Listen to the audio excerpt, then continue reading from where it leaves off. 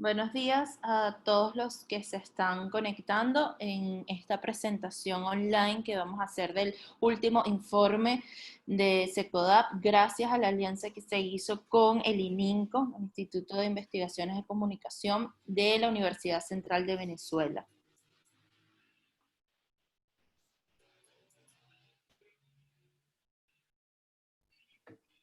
Perfecto, estamos todos. En este momento le doy la palabra a Carlos Trapani, quien es el coordinador general de SECODAP.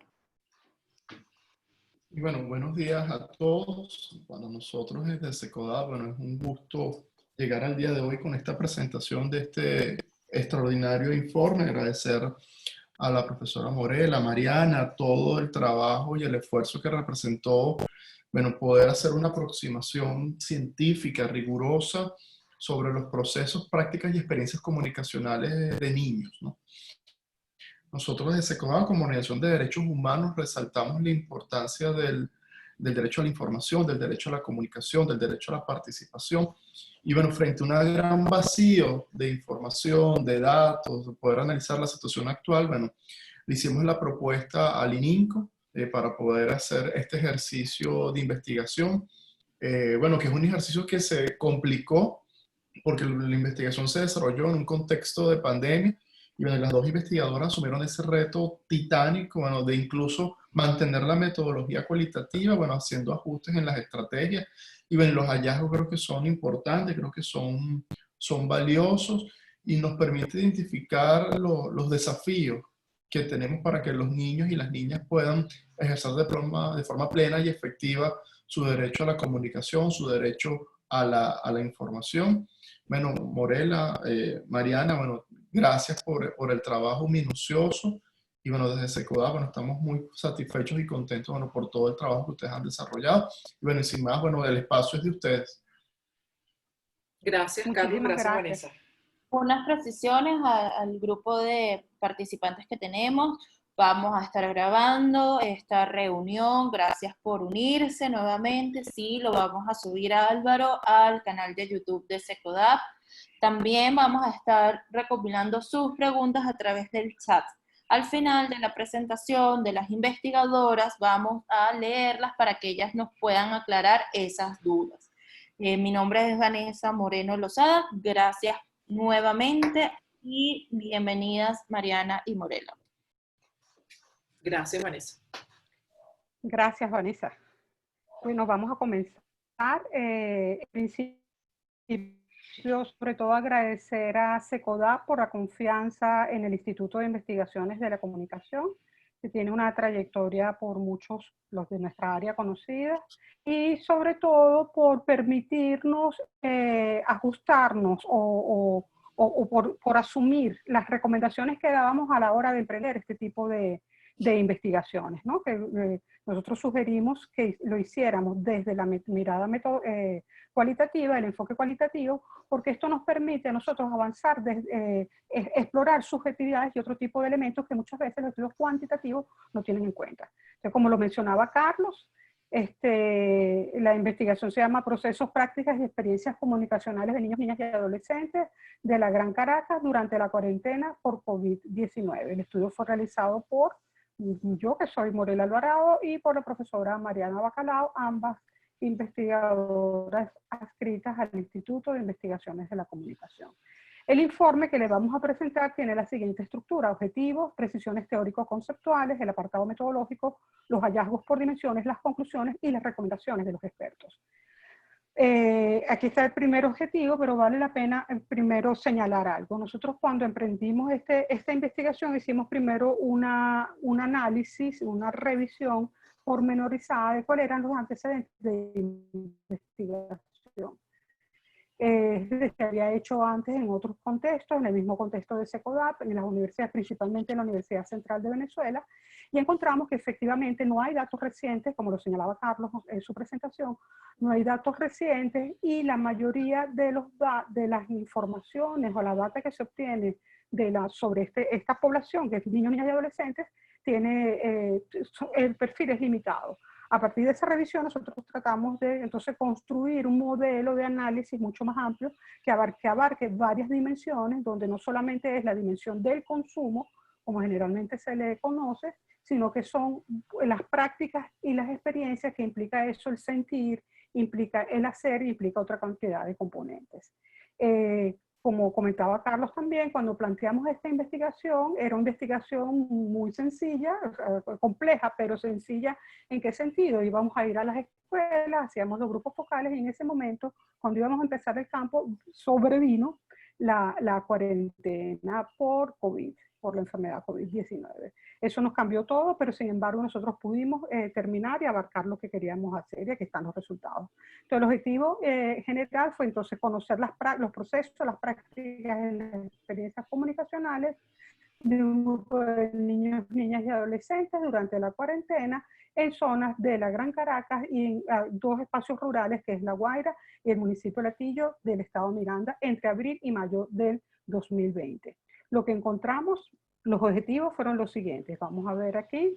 Explorar la presencia de las dimensiones instrumentales y tecnológicas de los procesos, prácticas y experiencias comunicacionales que poseen un grupo de niños, niñas y adolescentes por la cuarentena. Describir cómo se manifiesta la dimensión sociocultural de los procesos y prácticas y experiencias. Identificar los elementos propios de la dimensión ciudadana exhibidos en cada uno de los procesos, prácticas y experiencias. Indagar en la dimensión estética y exponer finalmente las percepciones que tienen sobre el proceso de enseñanza-aprendizaje durante la cuarentena social. Estas dimensiones que yo les decía abarca varios procesos. Entonces, cuando hablamos de la dimensión estético-comunicativa, como lo hemos llamado, tiene que ver sobre todo con los contenidos, con los gustos, con los hábitos que tienen los niños, niñas y adolescentes en relación a la cultura mediática y a su interacción, y las interacciones que se generan a propósito de ella. No es solamente lo que ellos hacen con los contenidos de los medios, con los medios y con los dispositivos, sino que es lo que sucede a partir de lo que ellos hacen con eso. La dimensión tecnológica tiene que ver entonces más bien con el inventario de esos haceres, de esas maneras con las que ellos interactúan con dispositivos, el acceso que tienen a la tecnología de punta o no, la dotación que hay en el hogar. La dimensión sociocultural tiene que ver con otro tipo de relaciones y que va un poquito más allá y tiene que ver un poco con la mirada crítica, si se quiere, frente a lo que es esa relación frente a los medios, la dimensión, incluso las relaciones que existen dentro del ámbito familiar. En la dimensión ciudadana tiene que ver un poco con un ciudadano un poquito más advertido y que está relacionado, por ejemplo, con los riesgos que hay en Internet o los riesgos que existen frente al exponerse frente a contenidos mediáticos. Y finalmente, incluimos una dimensión que pocas veces se explora y que para nosotros es fundamental, que es la dimensión emocional. Qué emocionalidades, qué sentimientos, qué estructura del sentimiento, si se quiere, se genera en quienes interactúan, en este caso niños, niñas y adolescentes, con los contenidos, dispositivos y prácticas mediáticas y comunicacionales. La ficha descriptiva, Mariana. Sí, la ficha descriptiva, realizamos una serie de entrevistas semiestructuradas, en el sentido de que una parte de cada uno de los cuestionarios estaba estructurada estandarizadamente y había otra parte que tenía que ver con la particularidad del entrevistado, bien fuese un experto o uno de los niños o adolescentes o uno de los profesores o padres. El muestreo fue no aleatorio por cuotas, estableciendo cuotas de acuerdo a las variables de interés. Y como mencionaba Morela, las fechas de campo fueron desde el 20 de abril hasta el 22 de mayo, lo que nos ubicó a inicios, o sea, es decir, a un poco más de un mes del inicio de la cuarentena. La localización, Gran Caracas, y lo vamos a ver ahora más adelante en un mapa en la siguiente lámina, y teníamos, aparte de la Gran Caracas, dos municipios rurales, San José de Carayaca, que como ustedes conocen es uno de los municipios del estado de La Guaira, y el sector de Galipán, que es la parte rural del municipio de Latillo. En total hicimos 57 entrevistas, de las cuales 48 fueron realizadas a la muestra como tal, es decir, esos grupos que eran niños, adolescentes, padres, representantes y o maestros, y en total 9 expertos. Aquí hay unas precisiones teórico-conceptuales, las voy a leer brevemente, no me voy a detener mucho, pero es un poco para explicar. La idea de esto es ir más allá, como les decía anteriormente, ir más allá de la dimensión solamente del consumo, que en muchos casos, aunque no exclusivamente, se remite a la dimensión del intercambio económico. A veces el consumo va mucho más allá y genera significado. Pero nosotros, a partir de esa revisión teórica que les decíamos, quisimos entonces abarcar 3 elementos. Los procesos comunicacionales, que eso hace referencia a los actores, a los espacios de necesidad y a las demandas vinculadas a las prácticas. El segundo aspecto tiene que ver con las propias prácticas, que es el hacer, es decir, qué es lo que hace la gente y qué es lo que hace la gente que produce sentido, es decir, que genera significado. Recuerden que es muy, muy importante cuando nosotros hacemos estudios de tipo cualitativo, lo que más nos interesa, más que saber cuántas y de qué tantos, más que un tema numérico, es qué es lo que está desde el punto de vista cultural, está impactando en cada una de esas personas que estamos trabajando. Y las experiencias traducen entonces casi que la unión de los dos anteriores, pero traducen básicamente el sentir, el expresar y el significar. Entonces, cuando hablamos de los procesos, prácticas y experiencias, es una manera de comprender a la sociedad mediada e intermediada, es decir, es toda la complejidad que implica esa relación que nosotros como ciudadanos, como individuos en un contexto determinado, establecemos con todo el aparataje comunicacional e infocomunicacional. ¿Ok? Adelante, Mariana. La recopilación de datos la realizamos a partir de 2 técnicas, que fueron entrevistas, como mencionaba antes, entrevistas semiestructuradas y la opinión de los expertos. Tuvimos 9 expertos en diferentes áreas que hacia el final de la presentación mostramos cada una de esas perspectivas. Y luego, por restricciones impuestas por la cuarentena, se aplicaron telefónicamente las entrevistas, dando como resultado un poco más de 45 horas de grabaciones que están en audio. Y las entrevistas se realizaron de acuerdo a variables de interés que para el estudio aplicaron el rol, es decir, si era un estudiante, un representante o un docente, el grupo etario, donde habían el grupo etario entre los estudiantes, donde habían básicamente 3 grupos que abarcaban desde la más temprana infancia hasta los 18 años, luego el tipo de institución que dividimos entre pública y privada, y el lugar de habitación en el que se ubicaba el centro de estudio, que tenía que ver con la zona rural o urbana.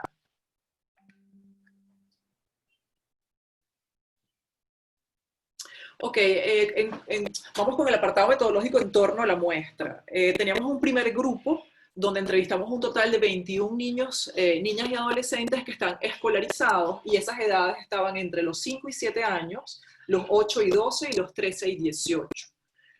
Luego tuvimos un segundo grupo que tiene que ver con los padres, un total de 16 padres, entre padres, madres y representantes de estos niños y adolescentes. Luego tuvimos un tercer grupo ya va, Murela, tienes que tratar de subir un poquito más la presentación. Voy. Ajá. ¿Será así?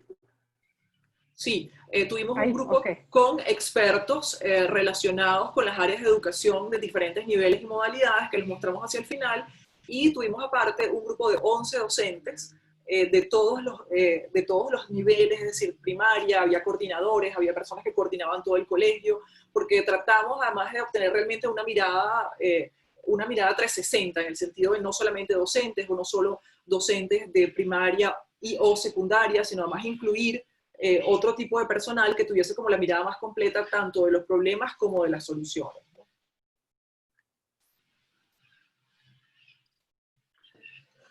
Ok, bueno, esta lo podemos pasar porque es parte de lo mismo, públicos y privados y rurales, y vamos a la siguiente tabla que clasifica los centros educativos. Básicamente, según el nivel socioeconómico, donde tuvimos un total de 6 privados y 1 público, y según si eran urbanos o rurales. Entonces, bueno, aquí podemos ver cómo discriminamos. Por ejemplo, en el tema de los urbanos, tuvimos un total de 13 urbanos privados y 7 públicos, y en los rurales tuvimos apenas 2 privados y 6 públicos. Y eso lo vamos a explicar con la siguiente lámina, que es el mapa. A ver. Exacto, fíjense, mientras Morela se va paseando por las zonas de los mapas, yo puedo ir mencionando ¿dónde estaban ubicados esos centros educativos? Esos centros educativos estaban ubicados y les leo rápido: Cerro Verde, Baruta; Altamira, en Chacao; Los Campitos, en el municipio de Baruta; La Carlota, en el municipio Sucre; La Alta Florida, en Libertador; La Castellana, Chacao; Guatire, municipio Zamora; Guatire, Zamora; 23 de enero, en Libertador; Los Flores de Catia; Santa Rosalía, 23 de enero; Montecristo; sector Guaycaipuro; Coche, en Libertador; Monterrey, Baruta; Santa Mónica, Avenida Urdaneta; Carayaca, La Guaira; Fila de Turbo, Latillo; La Mata, Latillo; El Calvario, Latillo; El Peñón de Gavilán. Entonces, un poco eso que decíamos, preocuparnos porque estuviesen todos los municipios de la zona metropolitana y la zona rural de Latillo, representada con estos que mencioné aquí, más San José de Carayaca, que es un pueblo que tiene la particularidad de aunque de estar muy cerca, está bastante aislado comunicacionalmente, como la gran mayoría de estas poblaciones en el estado Vargas. En el estado de La Guaira, perdón, ahora. Ok, siguiente. Ajá. Un elemento que quisimos compartir porque consideramos que es muy importante para entender un poco de qué estamos hablando cuando hablamos de las áreas y competencias digitales que todo ciudadano debe tener para interactuar en un contexto como el que vivimos en el siglo XXI. Estos son áreas y competencias que ha establecido la UNESCO desde hace rato. Incluso hace 10 años ya, ahorita en este momento se está reformando lo que es el currículum para la alfabetización mediática e informacional y cómo eso debe estar presente en todas las escuelas. Y vemos que no solamente debe estar presente en las escuelas, sino que son competencias que debe adquirir también los docentes y cualquier ciudadano que pueda estar inmerso en lo que llamamos la revolución 4.0, revolución digital. Entonces, no se las voy a poner en detalle, ustedes después las pueden revisar, pero les explico un poco más en líneas generales. Las 5 áreas son: la primera es la alfabetización informacional, de información y mediática sobre todo, y eso implica unos pasos determinados: la navegación a internet, la búsqueda de datos, la gestión de datos. La segunda área tiene que ver con la comunicación y colaboración, es decir, cómo las tecnologías, los dispositivos me permiten a mí comunicarme e interactuar con otros. La creación de contenidos digitales, prácticas de seguridad que tiene que ver con la protección de dispositivos, protección de datos personales, protección de salud y bienestar, protección del medio ambiente y la última área que posee 4 competencias, es la resolución de problemas, resolver problemas técnicos, identificar necesidades, respuestas tecnológicas, uso creativo de tecnología, identificación de brechas de competencia digital. ¿Esto por qué lo añadimos? Porque, como les mencionaba anteriormente, efectivamente estos son áreas de atención y competencias que todo ciudadano de que habite en este momento en el mundo debería tener. ¿Qué es lo que observamos en nuestro caso, en el caso venezolano, y a partir de lo que observamos en nuestro estudio? El contexto venezolano está marcado por una cantidad de desigualdades. No hay aunque existen una cantidad de iniciativas para tratar de involucrar a los estudiantes, a los docentes, a los ciudadanos con este tipo de competencias, no hay una formalidad que diga, bueno, en los programas de educación básica lo estamos tratando, en los programas de educación media lo estamos tratando, sino que generalmente lo que vemos que es una alfabetización que se ocurre casi de manera automática por la propia interacción que las personas realizan con los dispositivos y con los contenidos. Entonces, aunque la investigación no estaba vinculada directamente a tratar de identificar estas áreas de competencias, lo que surgió a partir de esos datos es que efectivamente, aunque en el contexto venezolano, aunque no hay un currículum que está centrado en este tipo de competencias digitales, nuestros niños, niñas y adolescentes han adquirido una cantidad de competencias, no todas, que inventáramos por lo menos 10 o 11, que nos pone nos da buenas noticias, que en medio de toda este contexto de desigualdad en el que vivimos, en el contexto donde nuestros ciudadanos somos más infopobres que inforricos, es decir, tenemos pocas posibilidades de acceso a los contenidos por las limitaciones que todos conocemos: la falta de internet, la mala calidad del servicio de internet, el servicio telefónico y la luz. Pues hay 3 componentes fundamentales que nos excluyen a nosotros, que nos ponen en el medio de la brecha digital. Entonces, encontramos en nuestros hallazgos que efectivamente nuestros niños, niñas y adolescentes, aunque no hay programas ni planes establecidos, ellos han adquirido a través de la propia interacción algunas competencias para el ciudadano del siglo XXI. Entonces ahora vamos a pasar a los hallazgos, que sé que es lo que están esperando. El primer hallazgo tiene que ver con la dimensión estética. Entonces ahí, como les decía, estético comunicacional hemos llamado a esto. Aquí, como les decía, tenemos entonces en áreas y competencias, vemos que de las 21 competencias que debería tener el ciudadano, competencias digitales que debería tener el ciudadano digital, el ciudadano del siglo XXI, nosotros en nuestro contexto encontramos que hay 11 competencias. Esto, como les decía, es bien alentador porque nos permite, aunque no hay una mediación directa y premeditada para que eso suceda, la propia interacción con los medios está permitiendo, y con los dispositivos y con los contenidos, está permitiendo que se adquieran estas competencias. ¿Qué es lo que nos toca de aquí en adelante? Saber que eso existe y avanzar para que cada día más nuestros ciudadanos puedan acceder y reducir esa brecha infocomunicacional y digital en la que vivimos inmersos. El segundo elemento de los hallazgos que encontramos son las prácticas y experiencias, es decir, qué es lo que está haciendo la gente, qué es lo que hacen nuestros niños, niñas y adolescentes en su interacción con los medios, los dispositivos y los contenidos. Lo primero que encontramos es que han desarrollado, así como veíamos las competencias, esas competencias están vinculadas a habilidades. Vemos que tienen interés por buscar información sobre sus aficiones, es decir, sobre lo que les gusta. Uno de los temas que encontramos es el fútbol. Ahí los chicos entrevistados expresaban que ellos buscan información sobre fútbol, sobre moda, sobre cantantes, sobre gente famosa y sobre hechos específicos. Si hay alguna noticia que a ellos les interesa, ellos van inmediatamente a buscarla. ¿Dónde la buscan? Y eso es bien importante, no la buscan en un medio, no la buscan tampoco en el Twitter, porque el Twitter está como en otra generación, ellos lo buscan en YouTube. Eso nos permite a nosotros también identificar un elemento que podría ser utilizado a favor de promover estas competencias que decíamos, o a favor de transmitir una cantidad de mensajes que nosotros consideramos, que la sociedad considera que contribuyen para el bienestar y el equilibrio colectivo. También ellos comentan que utilizan los tutoriales, es decir, ellos buscan resolver problemas a través de tutoriales, problemas diversos que van desde cómo avanzo en un videojuego, tengo que pasar de nivel, ¿cómo hago para avanzar? Ellos se van hacia los tutoriales, hacia los comentarios que están en el YouTube, hacer recetas, ver programas de humor, en fin. La televisión, aunque no ha sido descartada, progresivamente dentro del grupo de los conectados está siendo pasada, está pasando un segundo lugar y el protagonismo lo vemos en la conexión a YouTube sobre todo, ¿no? ¿Qué más nos dicen ellos que hacen? Es que visionan y generan contenidos para las redes sociales. En este caso, la red social que ellos manifiestan, a la cual visitan con mayor frecuencia, es Instagram. Muchos, sobre todo los más pequeños, no tienen redes sociales propias, sino que utilizan las redes sociales de sus padres o sus representantes.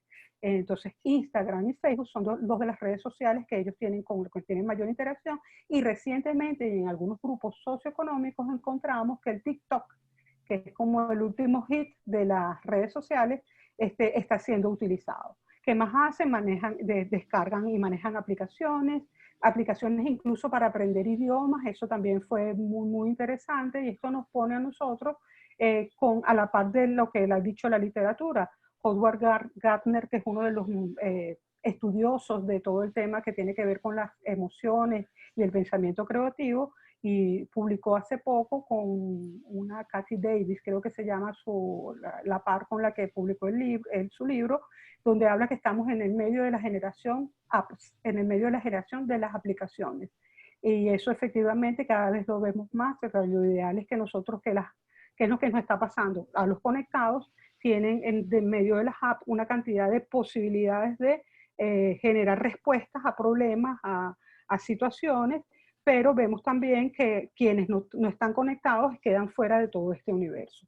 ¿Qué más? Entonces hacen manejo de dispositivos para crear y aplicaciones para hacer videos, crear cuentos, ver videos para cantar y bailar, entonces eso los pone en medio de una dimensión lúdica. Entonces, como les decía, hacer postres, ver videos para hacer postres, para adquirir habilidades como hacer postres, resolver problemas, sobre juegos, escuchar comentarios sobre videojuegos, eso es bien interesante porque entonces hay esa dimensión informativa, como ya les mencionaba, está puesta ahora en el YouTube. Recibir y enviar información por correo con fines académicos, contactar familiares y amigos a través de las redes sociales y la mensajería instantánea. Como les decía, en el aspecto lúdico están jugar con aplicaciones de videojuegos, escuchar música, ver videos y generar contenido. Casi toda la interacción desde este apartado está vinculada con este término de lo lúdico y de la ocupación del tiempo libre. Los dispositivos que utilizan entonces son teléfonos inteligentes, en menor medida teléfonos no inteligentes, pero lo que encontramos es que a veces cuando no hay teléfonos inteligentes propios de los niños, eso lo va a explicar más adelante Mariana, en el entorno familiar siempre hay un dispositivo a través del cual ellos se pueden conectar. Hay computadoras, laptops de escritorio, consolas, tablets, la televisión abierta y por cable, videojuegos, aplicaciones, plataformas online, streaming y repositorios como YouTube, y tipos de contenidos audiovisuales con los que interactúan. Series, películas infantiles, películas de terror, telenovelas, videos musicales, youtubers y videos explicativos, como ya les comentaba. Finalmente, entre los gustos y las preferencias, aquí tenemos una lista resumida de cuáles son los contenidos que ellos están viendo ya desde, ya no formales, sino no de la forma, no el formato, sino los contenidos en sí. Nasta de Adrián y sus amigos, Karina y Marina, lo que vimos es que estos son programas que están en YouTube y que están dirigidos como al público más infantil, niños que no superan los 7 años, y lo que encontramos es que cada grupo etario tiene sus preferencias.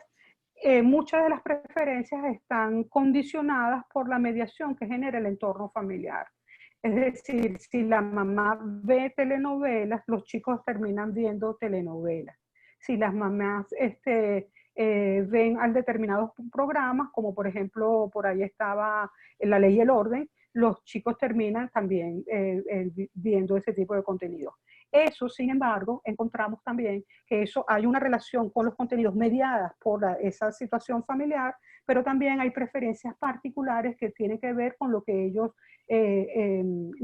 quieren ver siempre, y eso insistimos, lo que ellos quieren ver está sujeto a la oferta que hay en la programación o en la red que ellos estén consultando, y también está condicionada por esa mediación que hacen a través de amigos, compañeros, ¿okay? Y el otro elemento que es bien importante que tiene que ver con el algoritmo. O sea, el algoritmo cuando se meten en YouTube y ven un programa o un youtuber, el propio algoritmo va recomendando otro youtuber. Entonces hay 3 elementos: la mediación familiar, la mediación social que tiene que ver con los amigos, compañeros, y la mediación tecnológica que propone el propio algoritmo. Entonces, entre los youtubers, ellos nombraron a Kaeli, a Daniel el Travieso, a Juega Germán, Sams 9.1, Luisito Comunica. Entre los instagramers, nombraron a Sacha Fitness, Chiara Ferragni, Anita Fit, Mercedes Grau, Planeta Glenda, Healthy Move. En las comedias viral, nombraron a Marco Music, a Javier Morero, José Rafael Briceño, Alejandra Otero, George Harris, Led Varela, Rafael Guzmán, Víctor Medina, Nanutria, Lili Pons, Lavero Gómez, Gabo Ruiz, Daría Barranco. Cantantes y grupos es diverso, y esto también nos sorprendió porque también de nuevo todas estas interacciones van a estar condicionadas con ese entorno familiar, como les decía, o las otras condiciones que ya les mencionaba. Por ejemplo, vemos chicos de 11 años que les gusta Gustavo Cerati o Caramelos de Cianuro.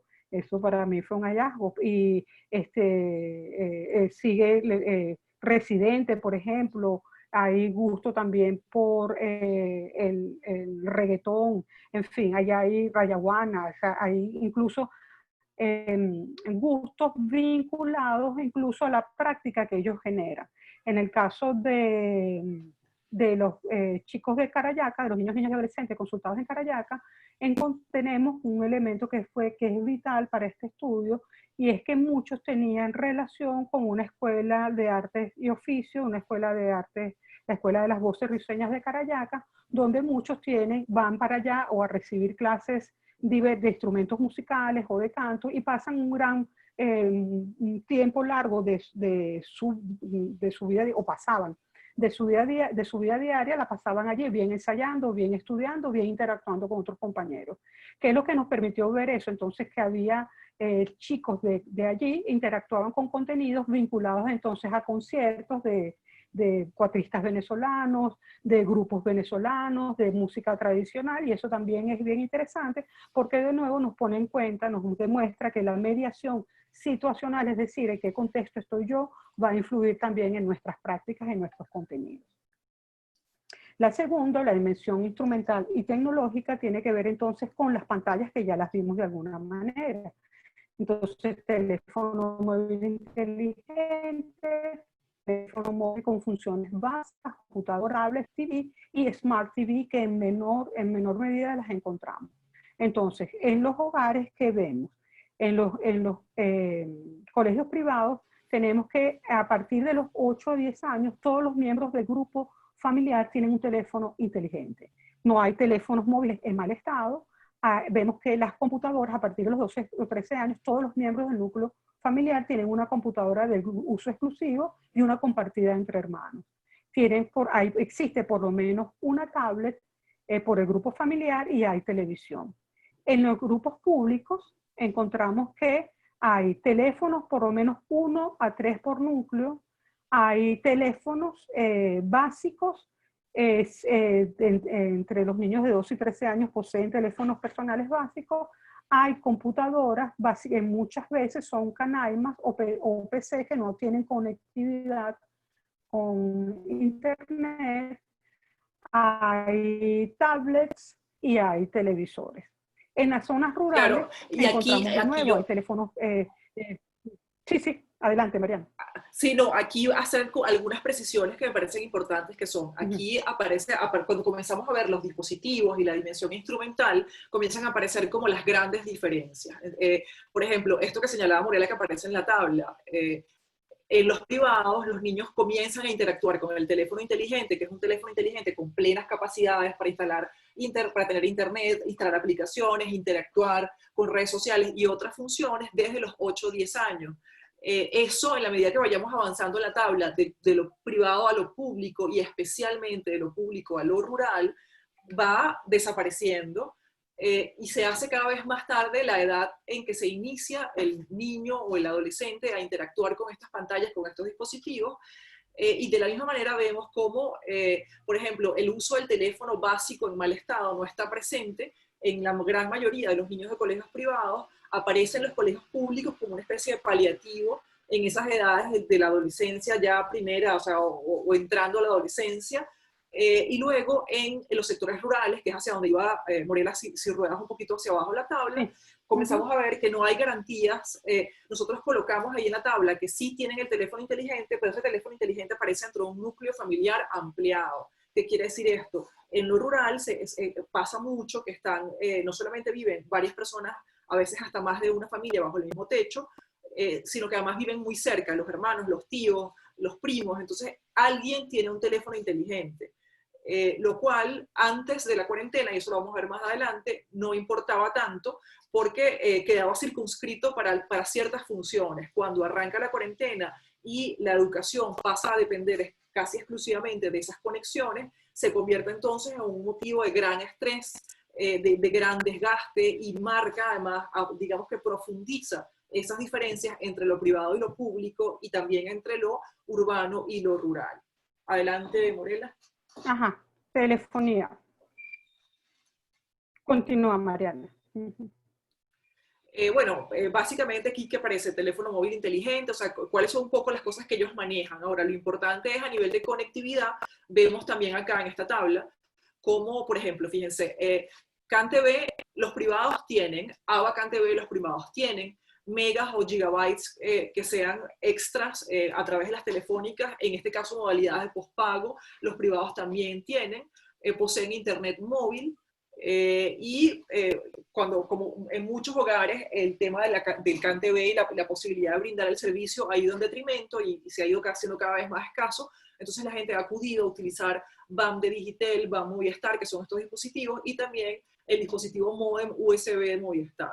Igual poseen internet satelital en algunas, no en todos, digamos que en los privados con más recursos aparece el internet satelital y en los colegios también, que esa también es otra de las diferencias. Hay muchas de las instituciones que poseen internet dentro de las instalaciones, en todos los edificios, en varias salas, y poseen esos servidores o están suscritos a planes por ejemplo, de Inter, de IPNet, o Satelca. Entonces, por ejemplo, comparamos ya eso privado con lo público y vemos cómo en la mayoría de los hogares públicos ya no existe el CAN-TV. El CAN-TV no está funcionando, el teléfono como tal. Tampoco hay ABA CAN-TV. Utilizan los gigabytes, los megas como modalidad de prepago. Tienen internet móvil y no poseen internet satelital. Cuando bajamos entonces hacia rural Carayaca y rural El Hatillo, vemos entonces como hay prácticamente no en todas las casillas porque no poseen CAN-TV, el ABA CAN-TV también ha dejado de funcionar, lo único que tienen es modalidades de megas prepago, que son costosas, especialmente muy costosas para personas que se mantienen con salarios mínimos o dentro de los esquemas de salarios que están programados dentro de las tablas convencionales. Tenemos además internet satelital no tiene. Entonces aquí ya vemos además claramente cómo vamos desde un espectro donde hay hogares que son los hogares que llamamos nosotros los full equipo, que tienen varias líneas CAN-TV, tratan de colocar además ABA CAN-TV en diferentes partes para tener conexión en toda la casa, se pueden conectar a través de los megas de postpago, poseen internet móvil, poseen internet satelital, y luego están las modalidades rurales donde básicamente lo único que hay es la conexión a través de gigabytes pagados a través de telefónicas privadas. ¿Ok? Continuamos con las computadoras. Sí, las computadoras es un equipo que hay en todos los hogares. Digamos que las grandes diferencias están en qué tipo de computadoras. En los hogares cuando hay más recursos, ha habido una migración de la computadora de escritorio hacia los portátiles, los laptops o tablets. Y parte de lo que ocurre es que en muchos de los hogares con menos recursos, especialmente en los rurales, existen las computadoras pero están dañadas, no se pueden conectar, no pueden tomar la conexión a internet. Entonces, de alguna manera y nosotros lo colocamos además en el informe donde están los verbatims y las citas, son como testigos de un pasado más próspero.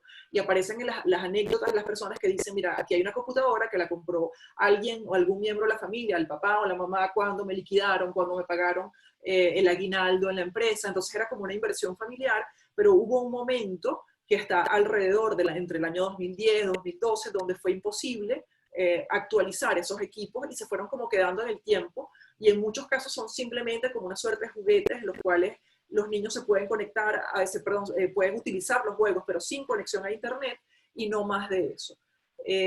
Luego hay un tema que lo vamos también a ver en una de las tablas donde el uso, y eso tiene que ver además con el tema de la cuarentena, existe probablemente un solo equipo, y con la llegada de la cuarentena y el trabajo a distancia y la educación a distancia, ese equipo es compartido por toda la familia, creando igual gran conmoción y gran angustia, y es motivo inclusive de conflictos, de todo tipo de cosas, porque es un solo equipo para un gran número de personas. Y está la diferencia con los hogares de más alto perfil, donde a partir de los 12 años, como lo veíamos en la tabla anterior, cada uno de los miembros ya tiene, entre los 12 y los 14 ubicamos la adquisición o la entrega, más bien en este caso, de un equipo de teléfono inteligente, y ya a partir de los 14, 15 su propia computadora, lo cual obviamente marca una diferencia a la hora de hacer efectiva la posibilidad de educarse, la posibilidad de trabajar y de cada una de esas áreas que se desempeñan ahora a distancia.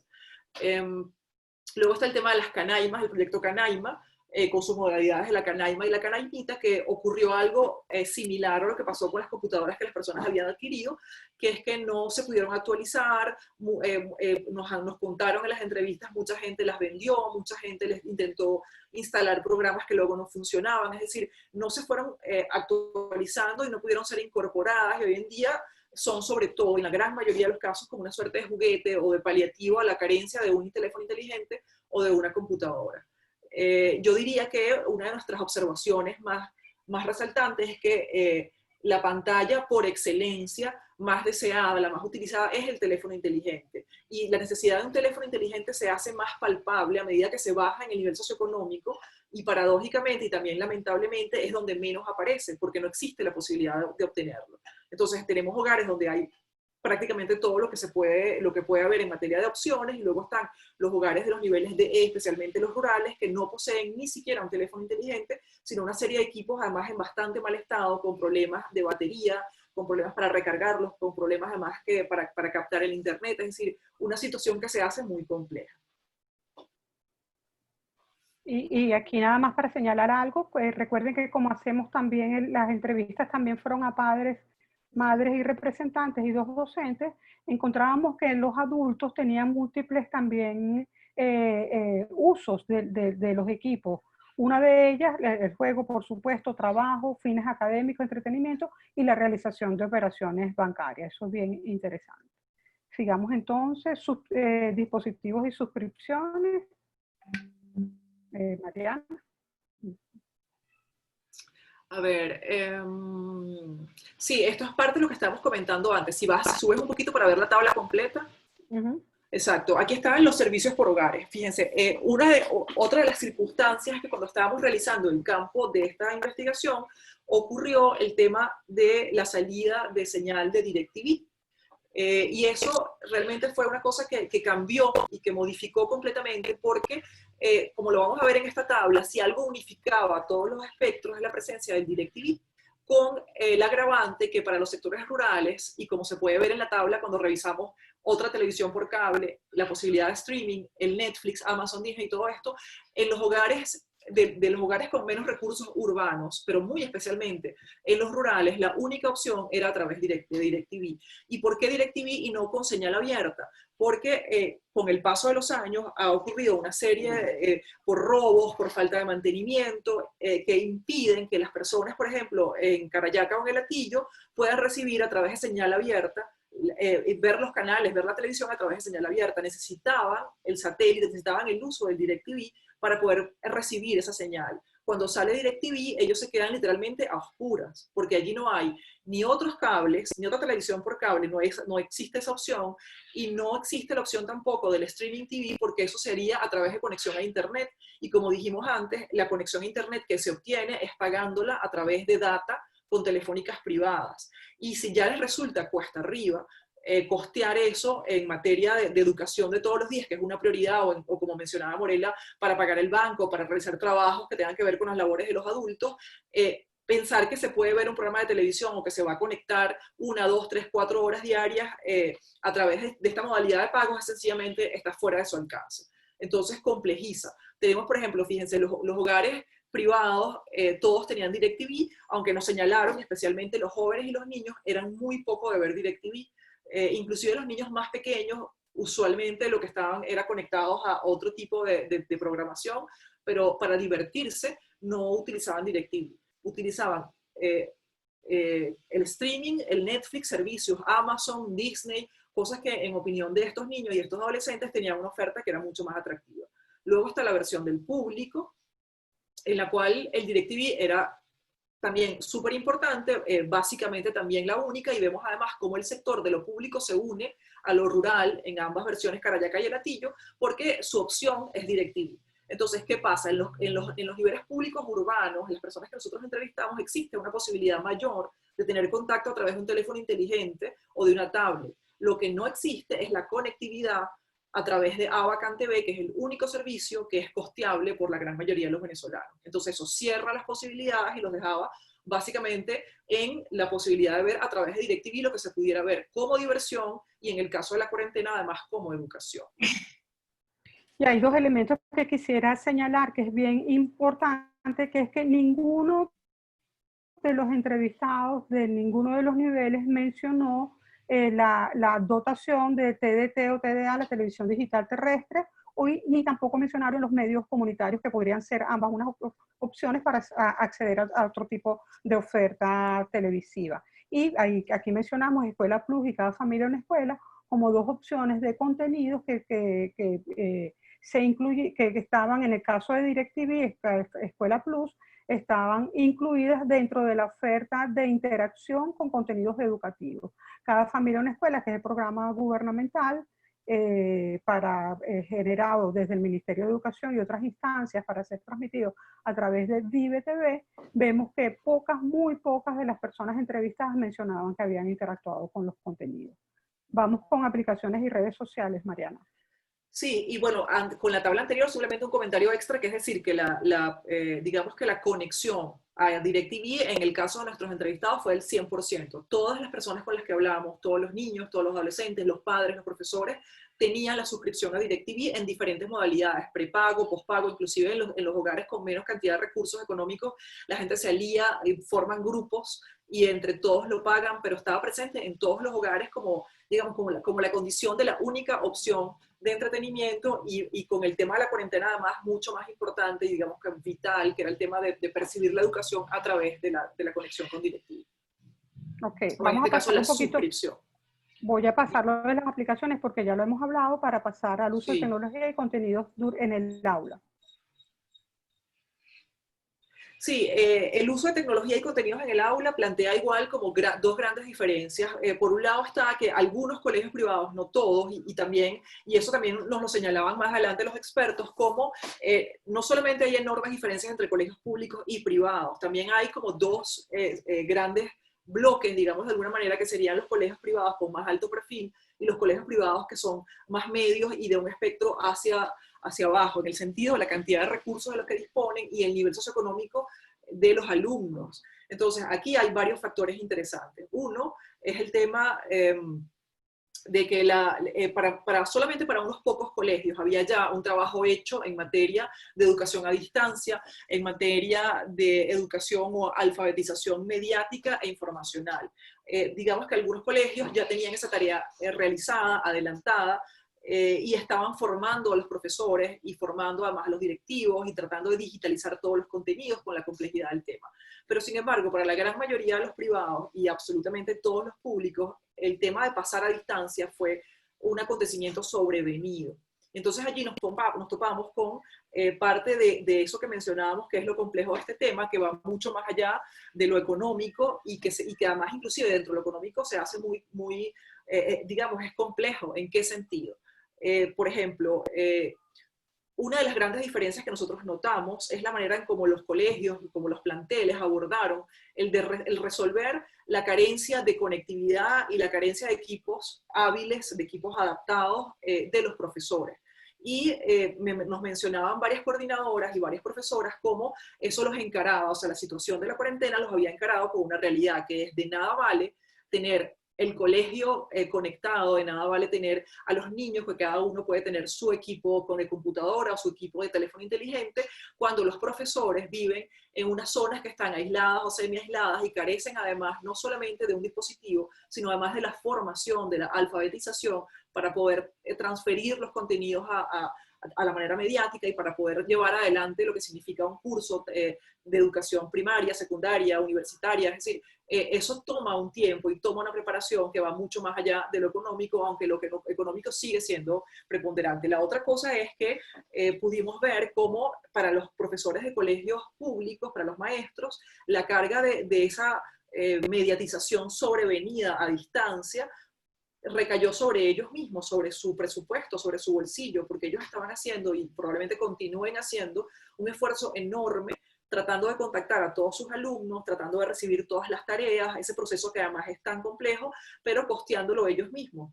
Entonces, digamos que eso produjo niveles de ansiedad, cambios importantes en la manera de manejar el presupuesto, cambios, cosas que lo vamos a ver también más adelante especificado, cambios en los horarios y en las cantidades de horas de tiempo frente a una pantalla y dedicada al tema de la docencia. Es decir, de alguna manera implotó cualquier tipo de esquema que tuvieran antes de la cuarentena.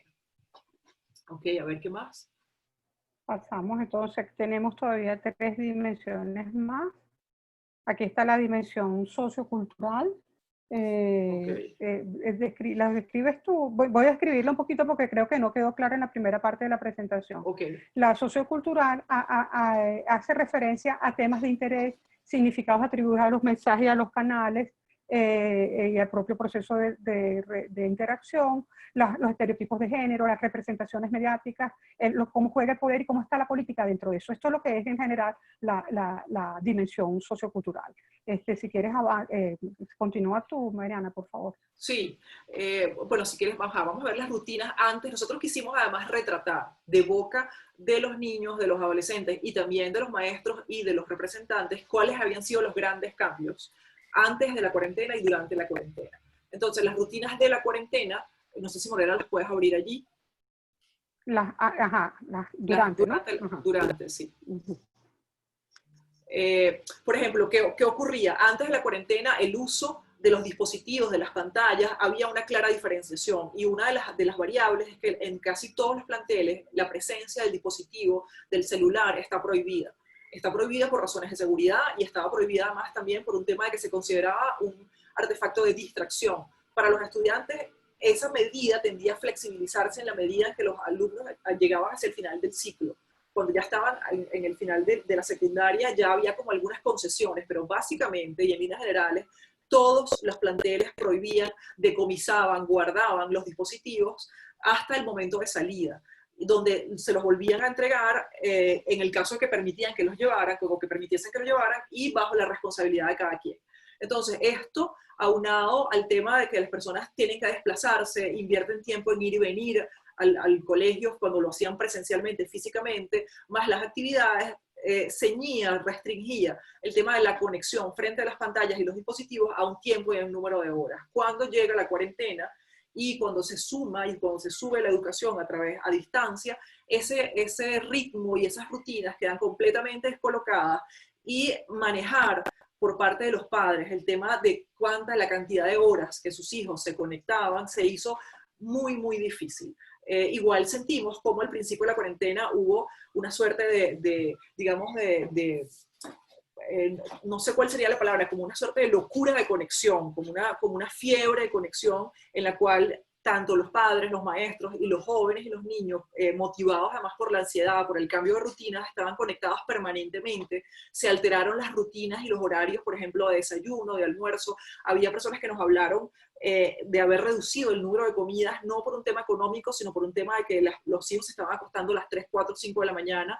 Y recordemos que al inicio de la cuarentena, estábamos como hacia el final del último lapso, vino como el cierre del segundo lapso y el inicio del tercero. Entonces ese cierre fue vivido de una manera espasmódica, de una manera además desordenada, de una manera sobrevenida en las rutinas.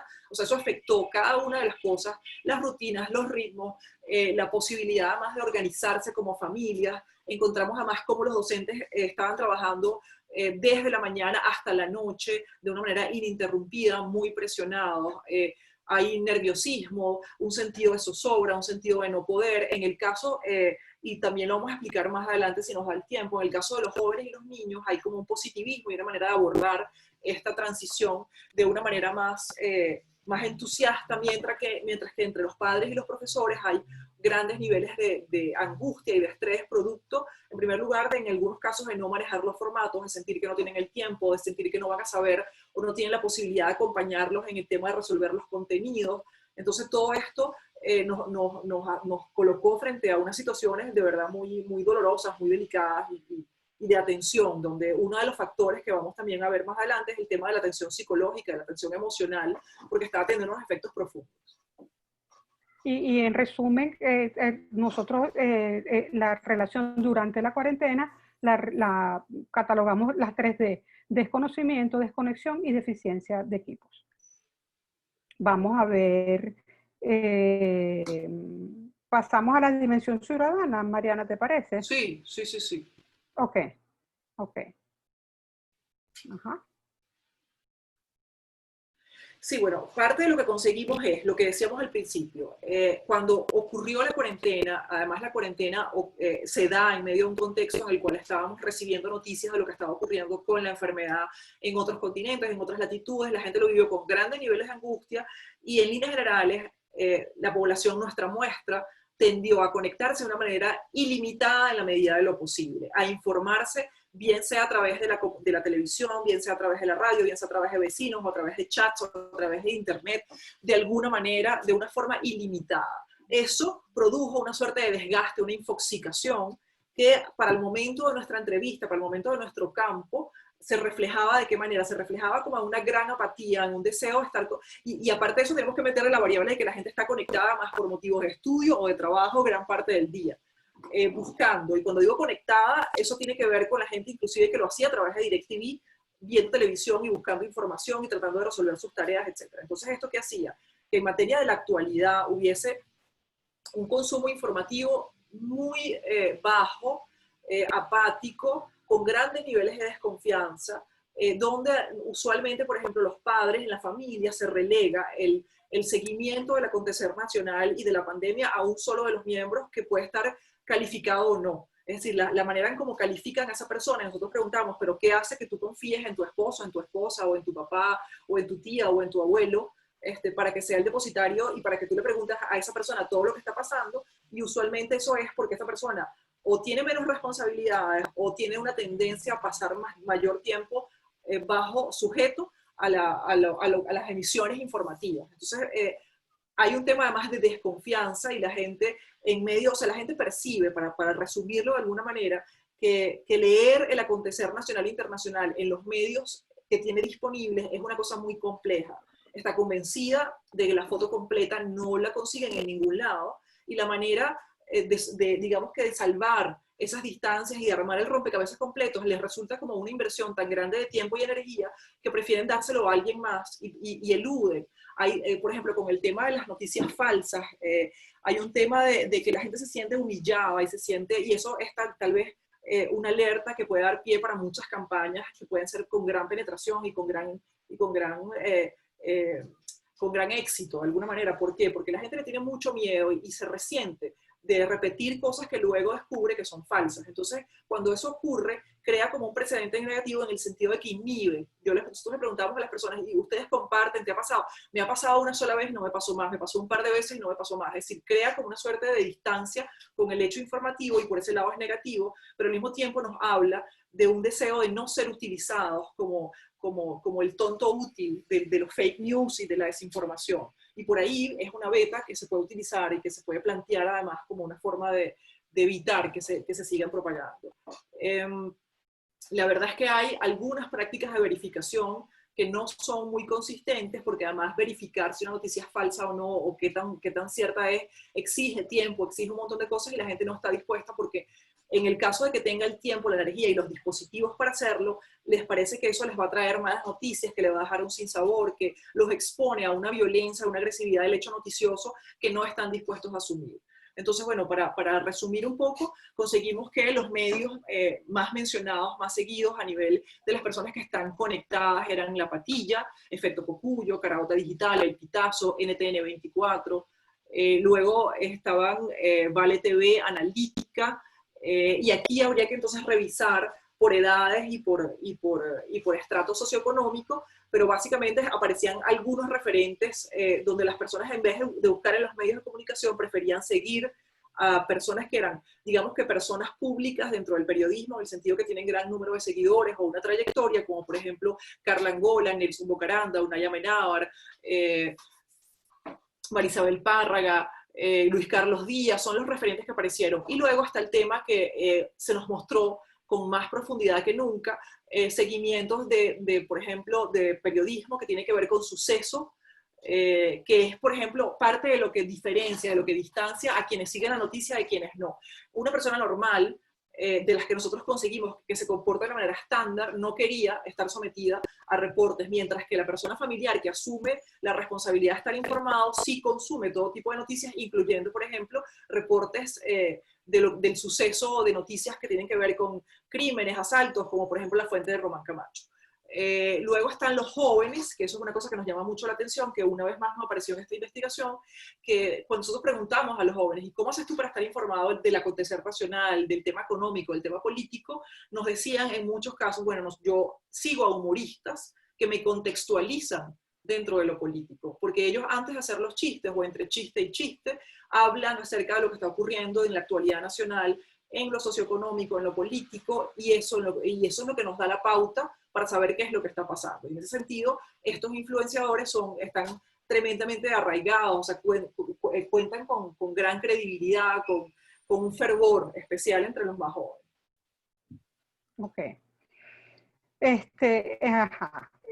Seguridad digital, que está dentro de la seguridad de la dimensión ciudadana. Sí, bueno, yo no sé si tú quieres explicar la seguridad digital, Ok, Mariela. tenemos ahí, si bien observamos que les preguntábamos si habían tenido algún acontecimiento, si habían estado frente a un hecho en donde se hubiese vulnerado su seguridad, y ellos decían que casi todos no, pero sabían que eran eso. Entonces hay como un alto conciencia sobre los riesgos de la red. Hay docentes que por motus propios han incluido el trabajo con ese tipo de riesgo en las clases, han puesto ejemplos, en fin. Hay los padres y madres y representantes, así como maestros y profesores, entonces son como un elemento importante porque son quienes hacen esa conexión sobre este tipo o este ámbito que es vital dentro de lo que tiene que ver con el ejercicio de la ciudadanía en la red. Los padres sí mencionan que hay vigilancia sobre los contenidos consultados, aunque esa vigilancia a medida que los estudiantes son adolescentes y son mayores, esa vigilancia va disminuyendo, dándole cierta autonomía a ellos.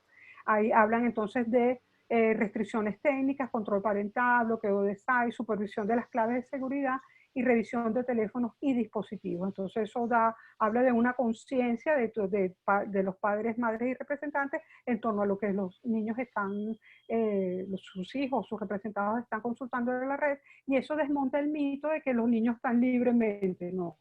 Por lo menos en el grupo estudiado, nuestros datos nos demuestran que no, que hay una supervisión de esos contenidos. Sin embargo, encontramos que aunque los padres decían eso, a veces ellos no sabían si sus hijos estaban trabajando con las redes, si tenían perfiles en las redes sociales, entonces había como contradicción en algunos momentos.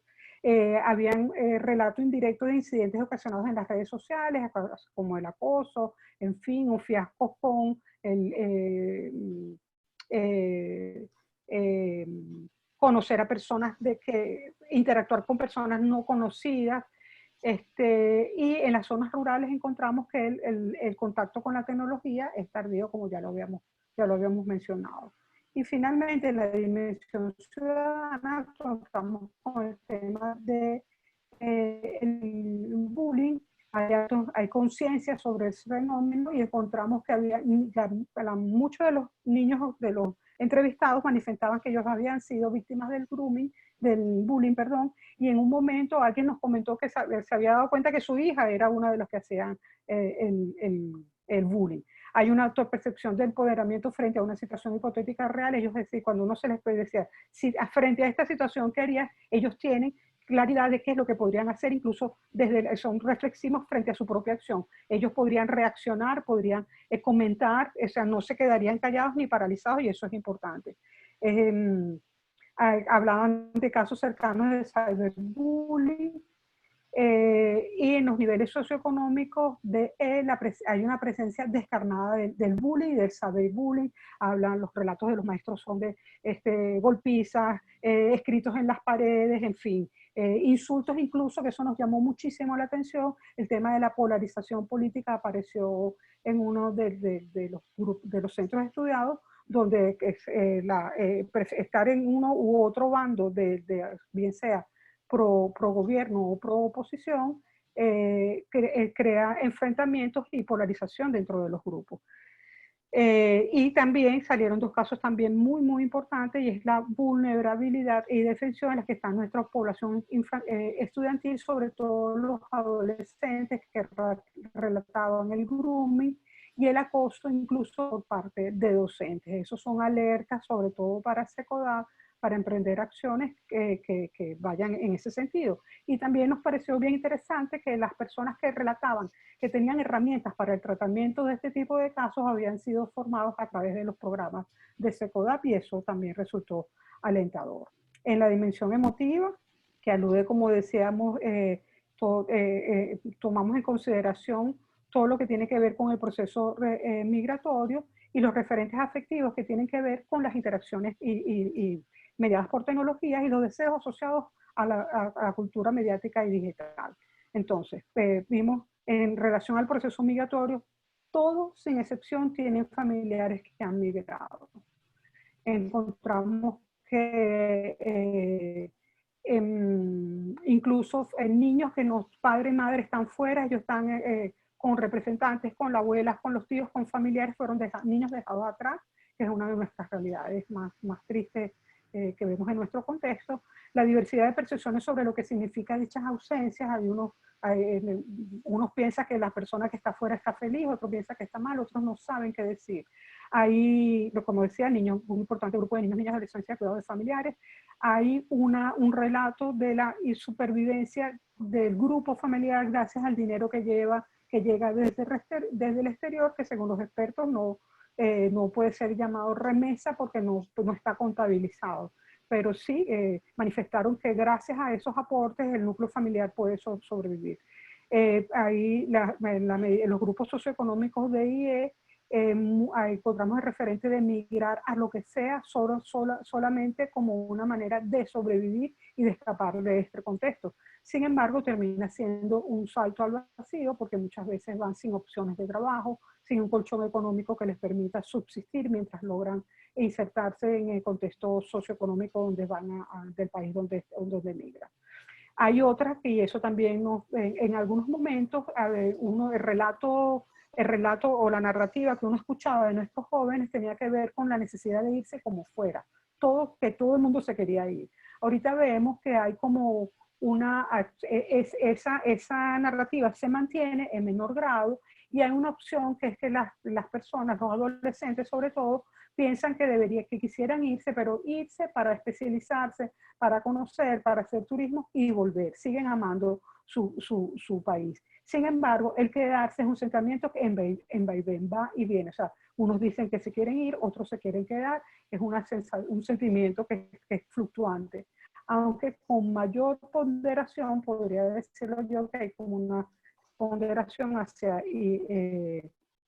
quedarse en el país. Y el rol de los dispositivos, por supuesto, el dispositivo es el elemento de conexión fundamental para mantener secuencias de comunicación con familiares que están en el exterior, los grupos familiares están en el Mira, ahí yo añadiría como una de las cosas que hace este estudio, creo que de una manera más clara, es que de alguna forma desmonta y reitera el hecho de que a pesar de que sea un fenómeno que se vive colectivamente, como el tema de la cuarentena, el tema de la enfermedad, el tema además del cambio de la transición a nuestras vidas a distancia, la realidad y el hacer práctico de cada uno de los casos por familia, por los miembros de esa familia, es completamente particular.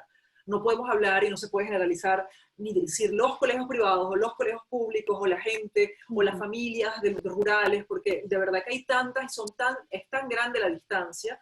Y por ejemplo, tomando en cuenta un poco lo que comentaba Morela, ahí vemos cómo los dispositivos tienen además un rol y una incidencia directa en los niveles de ansiedad y en la forma en la que los niños y los adolescentes viven el proceso migratorio. Porque si bien es cierto que en todas las familias encontramos que faltaba por lo menos un miembro, y encontramos además familias que se han ido completas, los primos, los tíos en su gran mayoría, hay una enorme diferencia entre los niños de menores recursos, los niños rurales, a quienes de pronto uno de sus miembros, uno de sus hermanos mayores o un primo o la mamá se van y no tienen inclusive muchas veces los dispositivos para comunicarse con ellos, a la manera en que se puede vivir ese mismo proceso migratorio de una manera mucho más organizada o saliendo, como es en el caso de las familias que tienen más recursos económicos, pues o salen como grupo familiar o en el caso de los hijos y las personas más jóvenes salen, pero están en permanente comunicación, tienen chat familiares, o sea, hay un acceso y un sentido de que esa persona no cayó como en el vacío, no es un salto al vacío, es simplemente está afuera,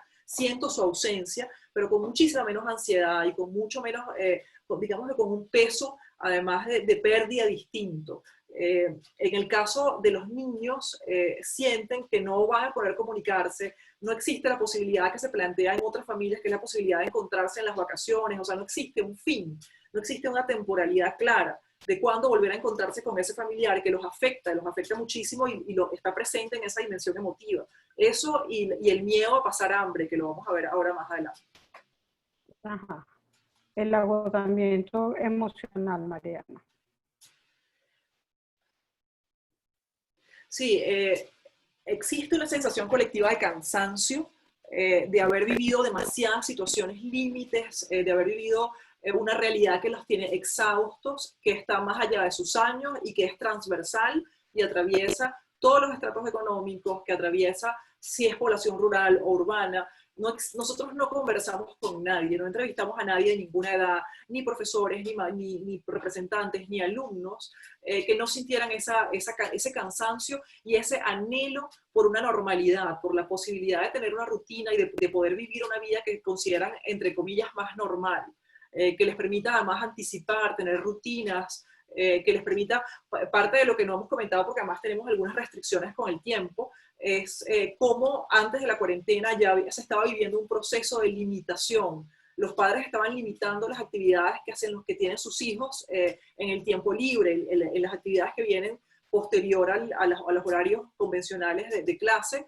por un tema de simplificar, por un tema económico, por un tema además que desplazarse dentro de la ciudad lo hace muy complejo y se venían replegando. Entonces vemos esas diferencias en las cuales de pronto los niños de colegios privados tienen la posibilidad de que los padres le paguen instructores o que los puedan llevar a sitios que quedan más o menos cercanos, y como los niños, especialmente los rurales, de menos recursos, pero mucho más los rurales, se han ido como circunscribiendo y tienen cada vez más una vida de gueto, en las cuales muchas veces se quedan en sus casas simplemente porque la calle es peligrosa y no tienen ninguna otra opción.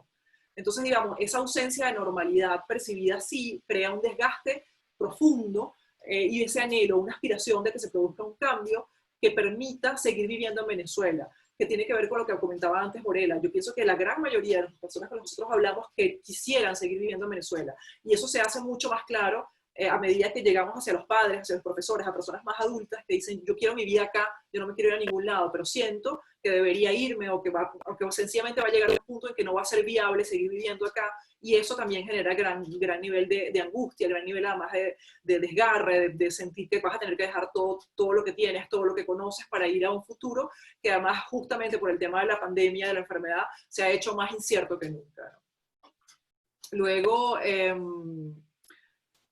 hay un agotamiento emocional que se vive como un proceso individual, que corre el riesgo de volverse una sensación colectiva que impida encontrar soluciones frente a la compleja crisis por la cual atraviesa el país, y sobre todo de dejarse llevar por los silencios que impone la autocensura. Hay un tema también que se mezcla con el deseo de estar informados, que es eso, la percepción de una enorme complejidad, de enterarse de lo que está pasando, decir lo que está pasando, es no solamente muy complejo, muy difícil, hay que hacer muchas cosas, hay que invertir mucho tiempo, hay que tener muchas cosas, sino que además puede ser también peligroso. Moreno. Ajá, nos quedan dos últimos puntos. La felicidad, o sea, nos preguntábamos sobre la felicidad y otras emociones, y parte de lo que salió como todo, y eso salió en la mayoría de las respuestas, tiene que ver con esta condición de cuarentena y aislamiento, es que todos desean la interacción con el otro. La relación y la interacción con el otro es lo que da, lo que produce felicidad, es lo que le da sentido al ser social. Todos anhelan las fiestas, todos anhelan ir al patio de recreo. O sea, ya en muchos momentos decían, yo me siento bien aquí porque estoy aprendiendo, el profesor me atiende, tengo una atención personalizada, pero yo necesito a mis amigos, necesito jugar, necesito los juguetes que están en la escuela. Entonces eso es bien interesante. Emergieron esas referencias entonces al espacio educativo, no solamente al espacio familiar, sino al espacio educativo. Los niños expresan entonces esas emociones con el compartir familiar, hacer cosas juntos, como hacer una parrilla, ir al cine, ver televisión juntos. Y hay un elemento que nos pareció muy alentador, y es que los estudiantes y los representantes también consideran a sus maestros como parte de su familia, y a los docentes, y hay entonces unas conexiones de emociones positivas y de conexión muy fuerte entre el grupo, dos docentes y sus grupos de alumnos. Eso lo que nos demuestra es que la institución familiar, la institución educativa, perdón, no ha perdido vigencia. La institución educativa mantiene su vigencia, mantiene su rol cada vez mucho más importante y protagonista, y que nosotros tenemos que estar alertas de lo que eso significa en las sociedades. Y finalmente, la última pregunta entre las últimas preguntas que les pedíamos era que expresaran deseos vinculados a la tecnología. Entre las respuestas que surgieron está tener un teléfono celular con conexión a internet.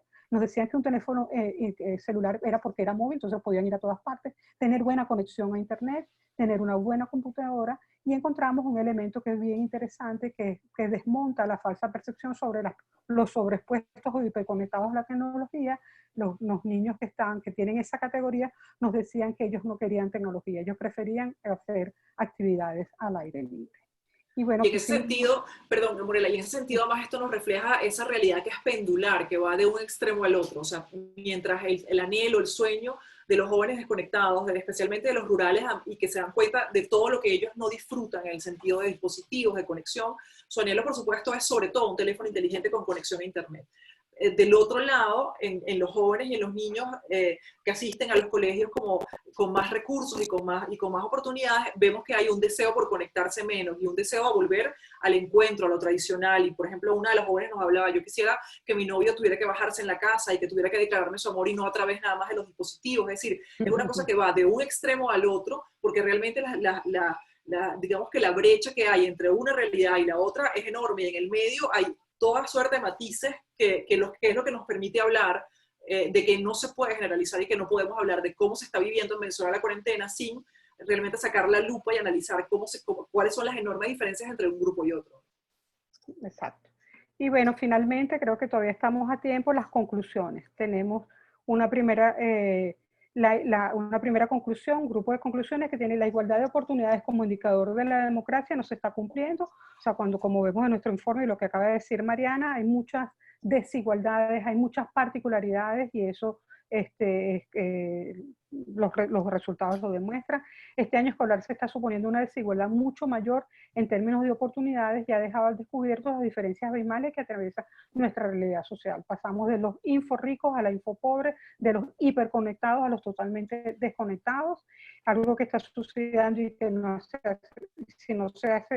si no se hace un esfuerzo concertado, tendrá a profundizarse, causando gran frustración y deserciones escolares. Si el sistema educativo, y los ministerios, que son a quienes competen la presentación de políticas públicas para disminuir las desigualdades, no toman en consideración esto, lo que vamos a tener a futuro, el inicio del próximo año escolar va a tener efectos dramáticos. La segunda conclusión, Mariana, si quieres, léela. La televisión y la radio son medios mucho más democráticos y accesibles que son desaprovechados. Yo creo que varios de los expertos además nos llamaron la atención al respecto de sincerar la imposibilidad de hacer una transición a una educación a distancia mediada por tecnología en Venezuela, y asumir que la única manera de hacerlo sería a través de la televisión y la radio, para democratizarlos y para aprovecharlos en la medida de sus potencialidades a nivel masivo. Luego, en el caso de la televisión, DirecTV, como mencionamos al principio, era un mecanismo de acceso a programación diversa, específicamente en aquellos hogares que están desconectados del Internet y que son predominantemente de bajos recursos y rurales. Y hay que entonces acotar que esos hogares, que son la gran mayoría, quedaron sencillamente a oscuras. No existe la posibilidad de ni siquiera, o sea, ya no es un tema de estar conectado a la web, a los portales, es un tema de enterarse, por ejemplo, de un noticiero a través de la televisión. No se puede, porque a través de la televisión de señal abierta no se captan los canales. Okay. Tercer grupo de la educación a distancia y la educación mediada por tecnología se ha desarrollado de una manera desigual y diferenciada, determinado por 4 factores: el acceso a los dispositivos, la conectividad con énfasis en las carencias de las zonas rurales, la poca alfabetización en educación para la educación a distancia en el cuerpo docente y directivo, y las pocas capacidades de los padres y representantes, madres y representantes, para acompañar el proceso educativo. Uno de los aspectos más dramáticos que encontramos es que teníamos a padres muy frustrados porque no sabían cómo ayudar a sus niños, porque en muchos casos eran analfabetos. Eso hay que tomarlo en consideración. El último grupo de conclusiones, Mariana.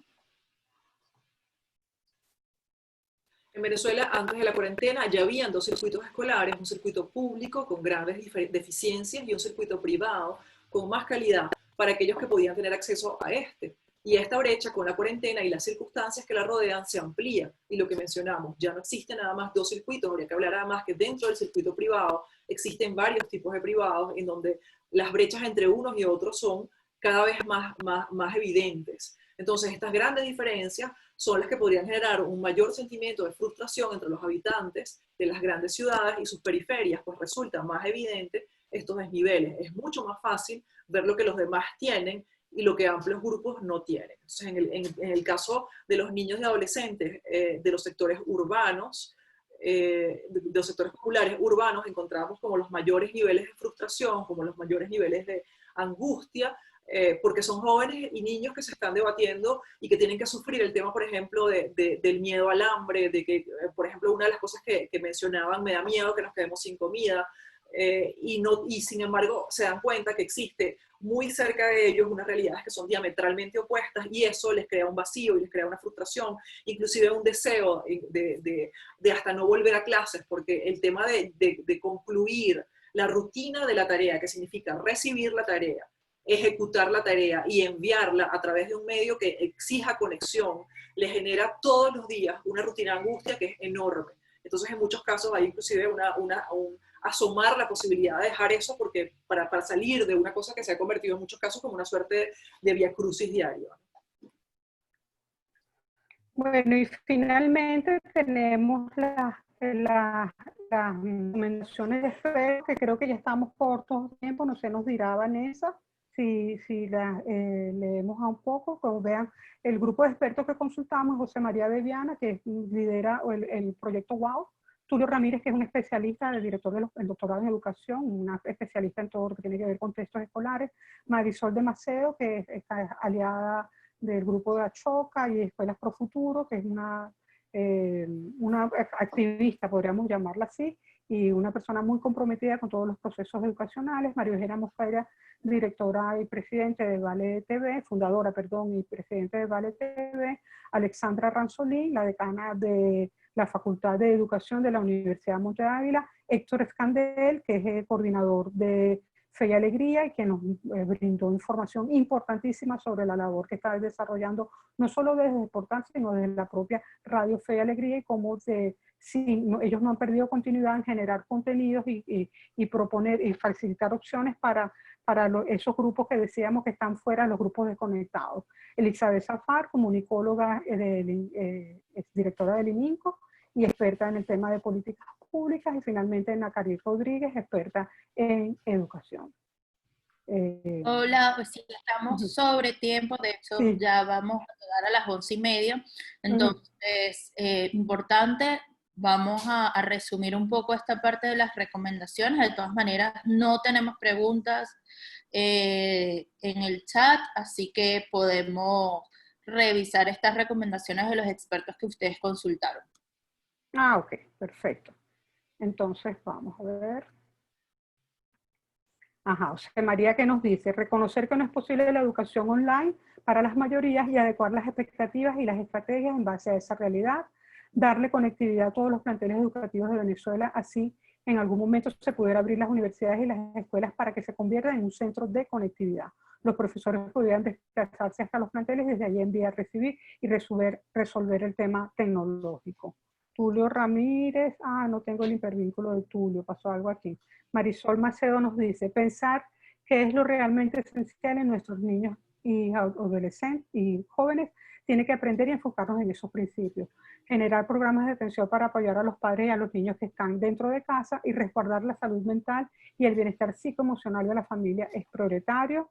María Eugenia Mosquera nos decía, el gobierno debe tomar medidas rápidas para que los canales abiertos sean más accesibles y eso frente ahora a la situación que nos impone la ausencia de DirecTV, la televisión abierta sigue siendo una alternativa y no solamente la televisión abierta pública. Entonces se podría dirigir un canal de televisión abierto que llegue a todo el país, pero requeriría de profesionales con conocimientos claros de la producción, los objetivos de los contenidos y la capacidad económica, sobre todo para producir contenido. La otra recomendación es proporcionar el internet masivo a la población por diferentes vías. Y entiendo esto que sería un proceso complejo, pero absolutamente necesario. Ella menciona también como en la cuarentena la brecha social y la tecnológica han aumentado proporcionalmente. Alexandra Ranzolín menciona la importancia de hacer una campaña nacional de alfabetización tecnológica, atender las deficiencias nutricionales, es algo que salía en nuestro estudio, como muchas madres incluso, y docentes sobre todo, estaban preocupados porque sus alumnos al no ir a la escuela se perdían la posibilidad por lo menos de recibir una comida que le proporcionaba el centro educativo.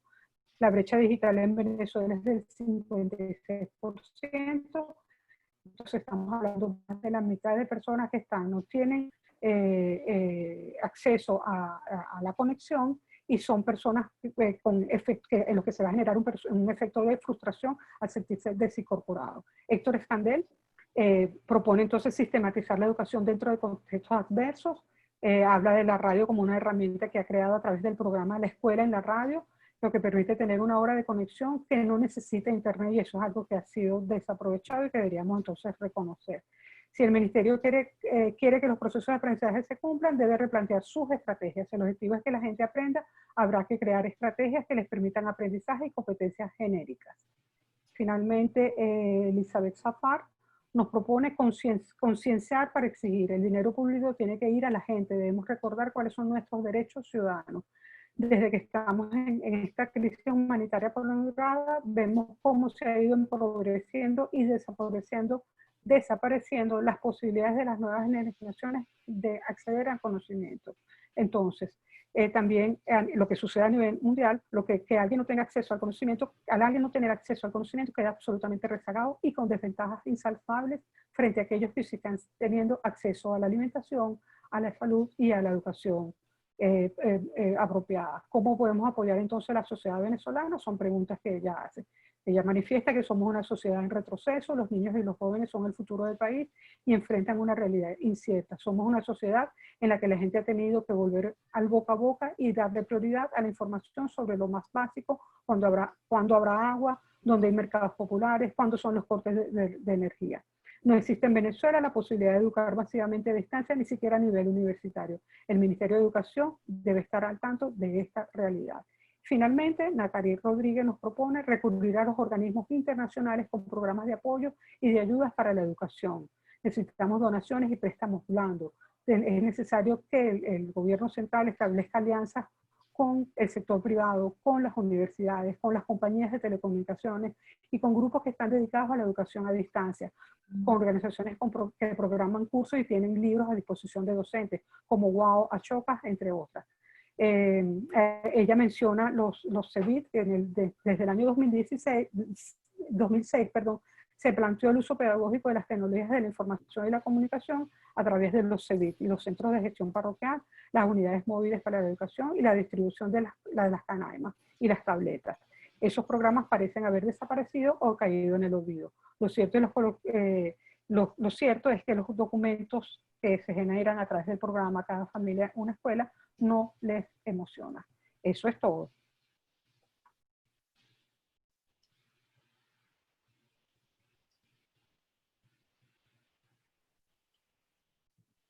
Aló, Vanessa. ¿Me oyes, Mariana?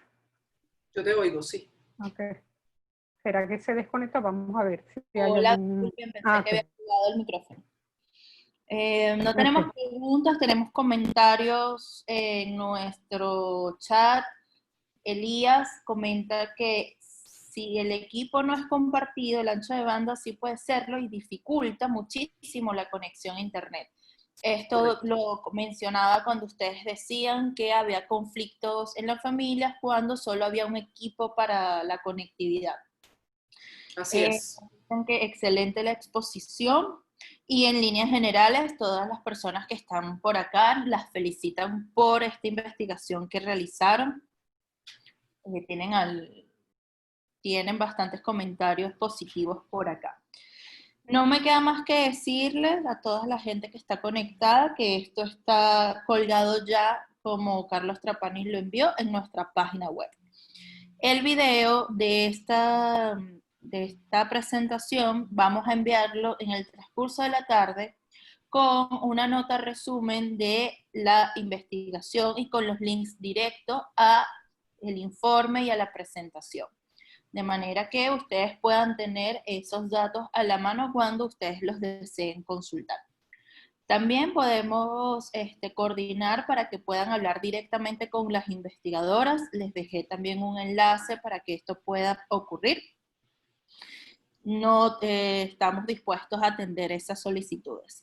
Morela y Mariana, excelente trabajo. Creo que quedamos con un panorama bastante claro sobre qué está pasando con los niños y su relación a medios y redes sociales. Creo que va a ser un trabajo que puede ser utilizado por otros investigadores, por estudiantes e incluso por equipos de trabajo de medios de comunicación que, si le sacan provecho, vamos a tener unos contenidos más enfocados hacia los derechos de los niños. Por haber aquí más comentarios, impecable, la felicito. Por acá un detalle de la investigación es que el programa de entrega de las tablets y computadoras Canaima ha sido el mal uso de las mismas por los padres y representantes. Morela, Mariana, ¿quieren decir unas últimas palabras? Sí, yo solamente añadir esta reflexión final que me salté, y es que estamos en este momento es propicio para impulsar el trabajo con contenidos curriculares vinculados a la alfabetización mediática, informacional y digital, que buscan desarrollar esas competencias que mencionábamos en algún momento, y sobre todo que impulsan acciones que impulsen el derecho a la comunicación y a la libertad de información. Creo que el momento es propicio para que investigadores, para que docentes, para que maestros, padres, representantes, ONG y el propio Estado, desde sus propias políticas públicas, impulsen este tipo de iniciativas, que valga la publicidad. Desde el Instituto de Investigaciones de la Comunicación tenemos más de 20 años desarrollando la línea de investigación en educación, comunicación y medios, y bueno, ahí estamos a la orden para cualquier consulta. Mariana.